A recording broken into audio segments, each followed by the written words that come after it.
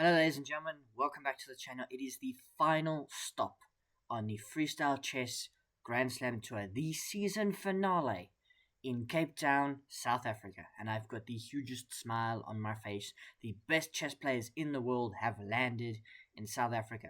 It was the round robin stage today to determine the seedings for the quarterfinals.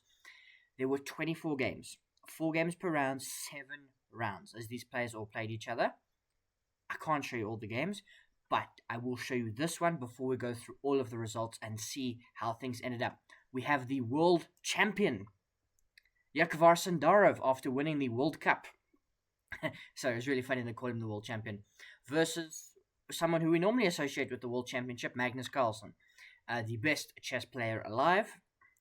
And it was a very interesting battle. This is the position they got. Don't ask me which number it is. I don't remember. But this was the position they got. Rooks still where they belong. One of the bishops where they belong. One of the knights where they belong, I suppose.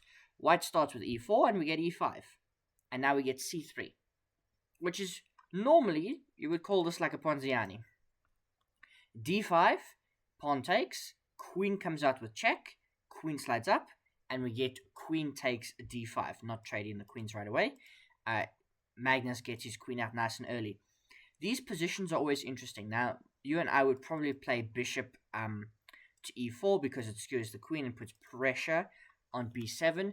But Sindarov plays the best move, which is knight to e3. Attacks the queen, queen d7, and now knight to f3. Everything is developed. c5 now controls the d5 break. The principles of chess still apply. And defends simultaneously the pawn on e5. We still play d4, pawn takes, and now pawn takes. And now you've got some choices to make. We send the knight outward, knight to f5, supported by the bishop. You can't really sack your queen for the knight. You can try, but I don't think you'll win the game. So knight to c6, b3, and now knight ge7, a mistake from Magnus Carlsen, who when he played this move is now under the cosh in terms of time. All of these were rapid games, so the players didn't have excessively long to think through the position. Magnus is down 4 minutes 20. Sindarov has got 6 minutes, and here he must choose the right plan, which is this move, bishop to a3. Queen d8 is another mistake from Magnus Carlsen. You don't get many from him, and it's not always the first mistake they get you, it's the second one. Why? Because now you can play knight 3 takes d4. A move that seems impossible, because surely that just loses a knight. It doesn't, because this comes in, which is the big problem. So bishop takes f5, knight takes f5, and now g6. Knight takes, and now bishop to e4. How do you defend that? How do you continue to defend this? Magnus's position is completely crumbling. Bishop to d6 offers an exchange, but I just play rook d1. You can take, sacking the queen for the 2 pieces. Bishop takes b7. Magnus Carlsen is completely lost. And look at that, moved 19 short castles. And there's nothing Magnus can do here. He's down 2 points of material. He's down a queen. His king is a bit weak. His rooks aren't connected. Like, the thing is, right, you've got rook, and you've got bishop. So Sindarov has got a queen for a knight and a rook, but this rook is on h8 is not in the game.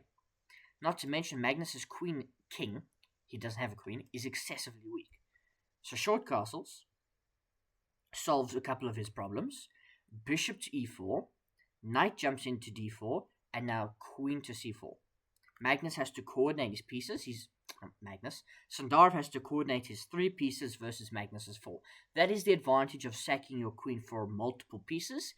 That you can try and combine them quite well. Rook fe8, and now bishop to d5. Knight e2 check. King slides over, and now rook e7. Bishop takes f7, king g7, and now bishop comes back. a5, g3. Bishop to b4, king g2, rook d6, rook d1, knight to c3. Looks like the bishop is simply in a state of bother, but rook to d3. Knight takes, rook slides over. You cannot afford to trade. That would be a losing endgame. But rook d3 and Magnus Carlsen resigns anyway, because this is just hopeless. His rooks, while yes doubled, can't cause too many problems. The bishop is a dark squared bishop. It can maybe try and target these pawns. But Sindarov has got a 2-on-1 here and a 3-on-2 here. And his queen and rook coordinate very well. So Magnus Carlsen is forced to resign. Now let's look how the rest of the day shaped out. After 2 events in Germany, 1 in France, and 1 in the United States of America, the Freestyle Chess Grand Slam Tour arrives at its breathtaking conclusion at the edge of the African continent. Who will win the Freestyle Chess Grand Slam in South Africa, and who will be crowned champion of the season? Can one grandmaster keep up with Magnus Carlsen? South Africa is a land of wonder and contrast.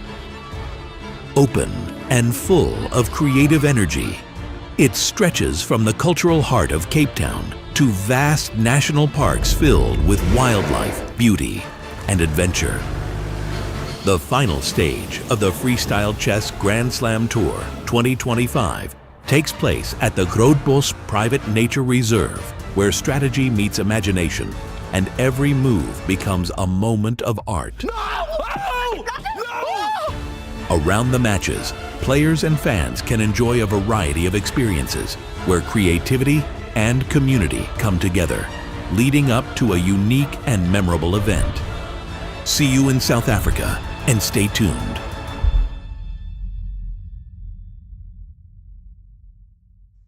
Right, so let's look through how the rest of the day unfolded. So as you can see, in round 1, it was Javokhir Sindarov defeating Magnus Carlsen, which we just covered.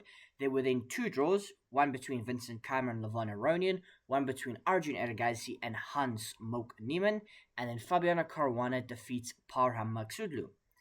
Then Magnus Carlsen went beast mode for a couple of rounds. He won against Fabiano Caruana with Hans and Levon defeating Parham and Arjun, with Sindarov then drawing against Vincent Keymer. Magnus then won again against Vincent Keymer. Sindarov drew Arjun. Levon defeated Parham, and Fabiano Caruana defeated Hans Niemann. Magnus Carlsen then won his 3rd game in a row, defeating Hans Niemann, and if you go check that game out, he sacrifices the rook. Levon Aronian scored a win against Fabiano Caruana. Sindarov won another game, defeating Parham Maghsoodloo, and Vincent Keymer lost to Arjun Erigaisi. Round 5 is where things ended. Arjun Erigaisi bouncing back, defeating Magnus Carlsen. Keymer and Sindarov defeated Maghsoodloo and Caruana, and then there was a peaceful result between Hans Niemann and Levon Aronian. In round 6, Magnus Carlsen drew against Levon Aronian. Sindarov defeated Hans Niemann. Vincent Keymer drew against Fabiano Caruana, and Arjun Erigaisi picked up another win against Parham Maghsoodloo. And in the final round of the day, Magnus Carlsen defeats Parham Maghsoodloo, Erigaisi and Caruana draw, Sindarov and Levon Aronian draw, and Hans Niemann defeats Vincent Keymer to leave the standings as thus. The top seed for the quarterfinals is the world champion, the World Cup winner, Javokhir Sindarov, 5.5 points in an undefeated effort, scoring 4 wins and 3 draws. Second place is Levon Aronian with 5 points, also undefeated, scoring 1 less victory. Then Arjun Erigaisi, only 1 defeat, 3 victories, 3 draws. Magnus Carlsen sits in 4th, tied on points with Arjun Erigaisi, 2 defeats, 4 victories, 1 draw. Magnus Carlsen did not fancy the draws today. And those are your top 4 seeds. So Sindarov will pick his opponent, then Levon Aronian will pick his opponent, then Arjun Erigaisi will pick his opponent, and Magnus Carlsen will get whoever is left out of Fabiano Caruana, Hans Niemann, Vincent Keymer, and Parham Maghsoodloo, who unfortunately scored 0 points in a disappointing effort for Parham. 0 out of 7. Really, really rough result in the end. You would imagine that Sindarov would pick Parham. Levon could pick Vincent Keymer or one of his American teammates in Hans Niemann or Fabiano Caruana. Arjun Erigaisi will pick then as well, and Magnus Carlsen will get whoever is left. So we could get, against his will, Magnus Carlsen versus Hans Niemann. If Levon per se picked Vincent or Fabi, and Arjun didn't pick Hans and picked Vincent or Fabi. Now, generally speaking, you would imagine 1 picks 8, 2 picks 7, and 3 picks 6, which would leave us Magnus Carlsen versus Hans Niemann. Not Hans Niemann, Fabiano Caruana. May not happen. We shall see. And also, the top 3 players, and Magnus Carlsen, I think, also pick which color they start with. So we shall see what happens. We know Vincent Keymer has won his tournament from not being in the top 4 seeds in terms of after the round robins. Go back to the first event which he won in this playlist. Jan Nepomniachtchi picked him for the knockouts. He picked him. Jan finished top. Picked Vincent, lost. And Keymer went on to win the whole event. So the bottom 4 players, their event is not over. And if you're the top 4 players, top 3 players, you have to pick very, very wisely indeed. How did you feel this day shaped out for your favorites?